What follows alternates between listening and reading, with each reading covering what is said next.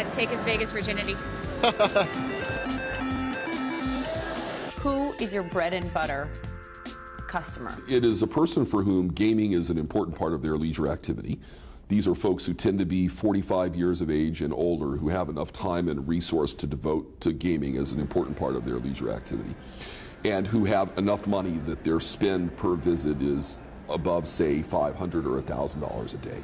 That's really the sweet spot. Now, whales are often referred to as the super high roller crowd that you really only see much in Las Vegas. I had read that it was the grandmothers that are key. Is that true? Well, grandmothers are important people, right? So people walk into a casino and they see lots of young people in the facility and they think, wow, what a good-looking crowd. The problem with young people is they don't have much time and they don't have much money.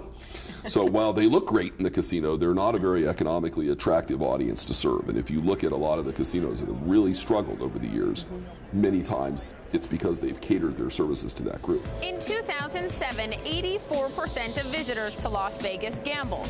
Today, that number has fallen to 77%. And the average hours per day spent gambling here has also fallen.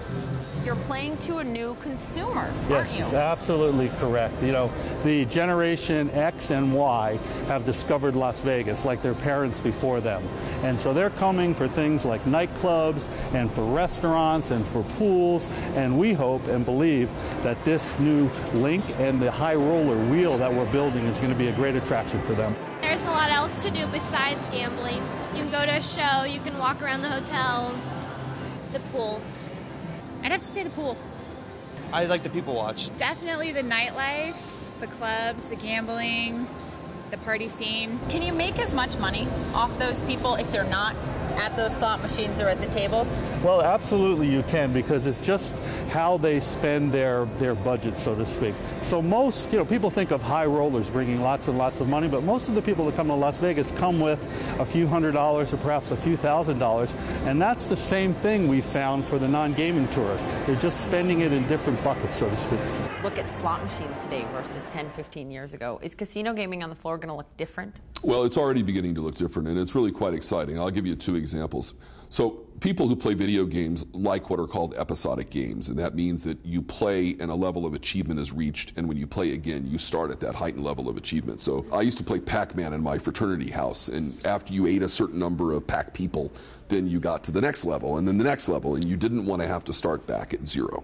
These same types of escalations are now being built into slot machines. So there are games like Star Trek and Lord of the Rings, where you play, you reach a certain level, then another level, and if you want to come back the next time, put your total rewards card in, the machine remembers that Poppy had already gotten to level 5 and she starts there rather than at the beginning. So these so-called episodic games are important. A second very interesting example are games with much richer visuals and a community flavor. Traditional slot machines were one woman, one game, nobody else. Now you have games where you sit with a community of people. There's a game now called Clue, that's the old board game. You sit with a few people, you look at a gigantic screen that looks like the board. You hit a jackpot, you make a guess. Colonel Mustard with the lead pipe in the billiard room. And everybody sees that you've made that guess. And then, you're wrong, something's wrong. The next person hits a jackpot, they know that you've guessed those things and they make their own. When somebody wins, you win a little too. So the combination of great visuals, great audio, great game dynamics, and a kind of community spirit, these things are quite innovative, and I think people like them a lot. How do you get the Gen Ys and the Gen X's to gamble? If you get them here for the nightclubs and the restaurants, then how do you get them at the tables? If you bring them to your property and they look at all the different attractions, we're changing the mix of the games that we have here, the themes of the slot machines. If you look at that, that's getting a little bit more slanted at the younger markets. So I think it's only a matter of time. But again, this is a big business which consists of gaming and entertainment and hotel and nightclubs and shopping.